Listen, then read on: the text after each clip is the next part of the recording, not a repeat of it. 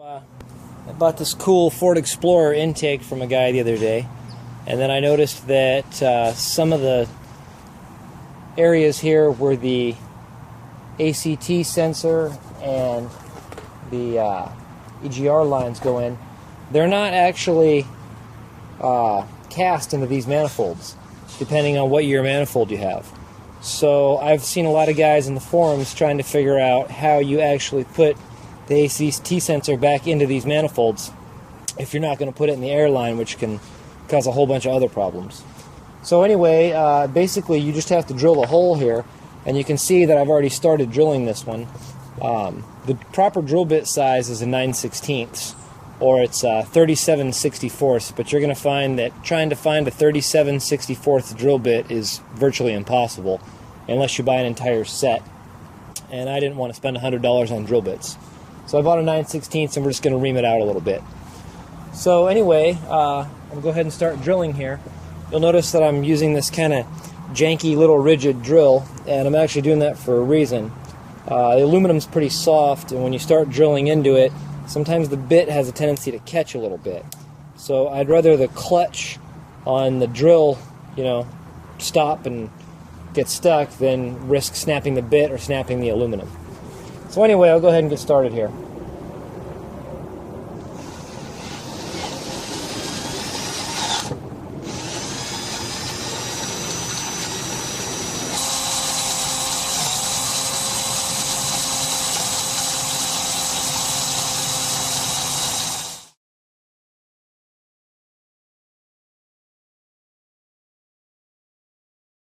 Alright, so here we are. Now that the hole's all drilled, it's time to start running the tap through it.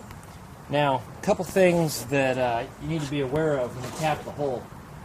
Depending on where your taps come from, I'm using a Harbor Freight tap, and the one that's the correct size for this hole doesn't come in the kits. It comes in a set of 3, and none of the tap handles that Harbor Freight carries will actually fit this tap. So we're going to do it the ultra shitty shade tree mechanic way with a ratchet. Probably not the best way, but I got to kind of make do with what I got here. The other thing is, regarding the drill bits, make sure you buy really good drill bits. Because if you buy the Harbor Freight drill bits that are the tungsten, carbide, nitride, chromoly, heat-treated wazoo drill bits that are the gold ones that come in the huge box for $15 and there's like 100 of them, those drill bits are junk and they will break. And here's a perfect example of what the drill bits look like when they break. The tip actually busted right off of this one, and it broke off inside, and I had to pull it out with a pair of pliers. So anyway, I'm going to go ahead and put some oil on this tap and get started and see what we come up with here. The biggest thing that you have to worry about when you do this, there's a couple possible scenarios, and they all suck equally, is when you're boring into it or when you're getting ready to actually tap the threads, that you crack the aluminum.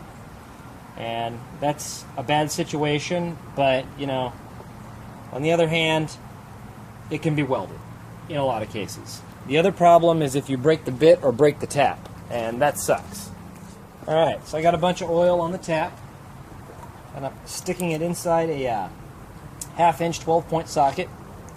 So we're just going to stick it in there, and we're going to start threading. You want to make sure you line it up good and straight. Oh boy. There we go.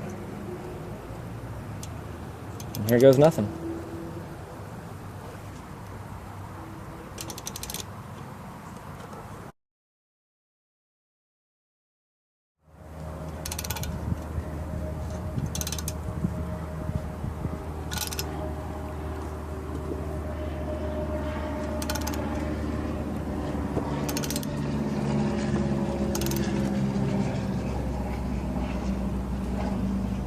We are just about all the way through. Alright, so here we go again now that my hands are all nice and clean and they're not sliding around on here like gangbusters. It's getting pretty tight now. It's getting hard to turn.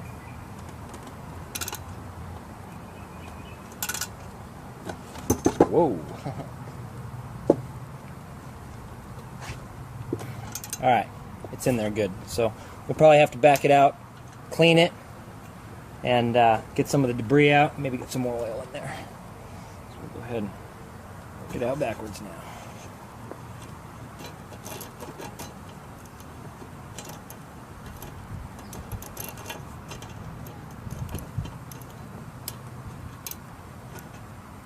Look at that.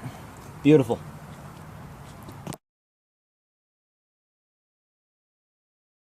Alright, so here we are. I'm going to make another pass with the tap, and we've moved to the backyard here where there's less chance of making a big oily mess like we were starting to make out there. So, alright, so here we go. Cutting another thread.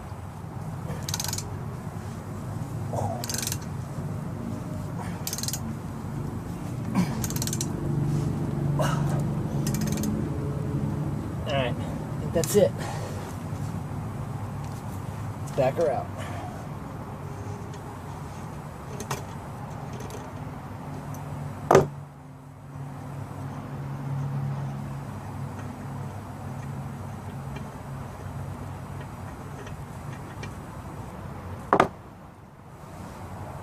Alright, I'm going to go ahead and move the camera down to the thread so you can see a little better. And there it is. And here's my open tip ACT sensor right there. And just go ahead and drop her in there.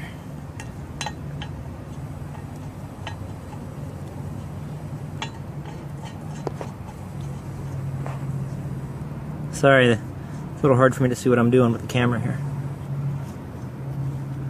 Bang, there she is. So that's how you do it. On these Explorer manifolds, there's another piece over here for the EGR, for the EGR bypass return coming from the throttle body. And you'll have to drill and tap that too if you want your EGR and everything to work correctly, or if you're here in California like me and you gotta have your smog emission stuff hooked up. So anyway, that's how you do it. Have fun.